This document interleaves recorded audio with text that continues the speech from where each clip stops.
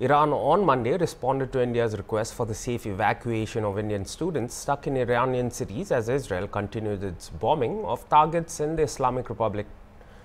Tehran said that though the airspace is closed over Iran, all land borders are open for the safe evacuation of Indian nationals. In its response, the Foreign Minister of Iran gave the green light to India's diplomatic mission and extended help for the safe evacuation of diplomats and civilians. Given the current condition and the closure of the country's airports, as well as the request of many political missions to transfer their diplomats and nationals abroad, they informed that all land borders are open for crossing.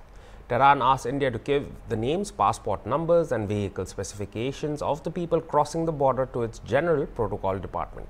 It also asked for the time of travel and the desired border through which the person will exit the country to make necessary arrangements for the safe travel of diplomats and other citizens.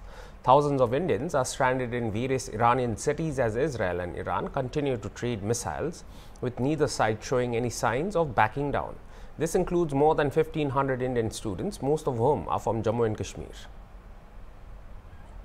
अस्सलामुअलैकुम। मैं पहले video में भी ये जिक्र कर चुकी हूँ कि हमें as soon as possible evacuate किया जाए, बिकॉज एट दिस पॉइंट हमारे जो भाई हैं तेहरान यूनिवर्सिटी के जो स्टूडेंट्स हैं, उनकी बॉयज डॉर्म के नज़दीकी हमला हुआ है and they have also been affected by the attack, और कुछ जो स्टूडेंट्स हैं वो जख्मी भी हो गए हैं।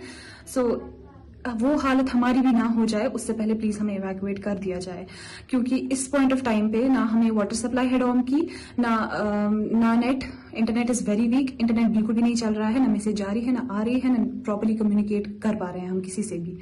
और ऑन टॉप ऑफ दैट अभी शायद इलेक्ट्रिसिटी भी चली जाएगी और उसके बाद हमारा वाईफाई भी डाउन हो जाएगा, जिसपे हम अभी थोड़ा बहुत इंटरनेट चला रहे हैं, और उसके बाद हम शायद बिल्कुल भी कम्युनिकेट ना कर पाए। तो please I request LG Manoj Sinha, NCM Omar Abdullah कि हमें जल्द से जल्द इवैक्यूएट कर दिया जाए। और आई होप कि जो सबसे पॉपुलर न्यूज चैनल है JNK की, गुलिस्तान न्यूज चैनल, वो हमें इस इशू को बहुत एम्पलीफाई करने में मदद करेगी। Thank you. ईरान के अंदर हिंदुस्तान के स्टूडेंट्स पढ़ते हैं या जो हमारे कारोबारी बिजनेसमैन ईरान के अंदर है, उन्हें बाहिफाजत और बाइज्जत वापस अपने मुल्क लाना, इसके लिए प्राइम मिनिस्टर मोदी साहब ने इनिशिएटिव लिया है और फॉरेन मिनिस्टर जयशंकर साहब जो है वो ईरान की सरकार के टच में हैं। ईरान की हुकूमत के साथ हमारे फॉरेन मिनिस्टर साहब ने बात की है। मैं बहुत सारे बच्चे जो जम्मू कश्मीर से ईरान की अलग अलग यूनिवर्सिटीज में पढ़ते हैं या जो हमारे नौजवान वहां कारोबार के लिए गए हैं, मैं उनको विश्वास दिलाता हूं, उन्हें यकीन दहानी कराते हैं कि किसी प्रकार की कोई परेशानी हम उन्हें नहीं आने देंगे। बहुत सारे बच्चे जो ईरान की यूनिवर्सिटीज में पढ़ते हैं, उन्होंने मुझे कांटेक्ट किया है। बहुत सारे बच्चों के पेरेंट्स के, वालिदैन के हमें फोन आए हैं। ये बच्चे हमारे बच्चे हैं, हमारे मुल्क के बच्चे हैं।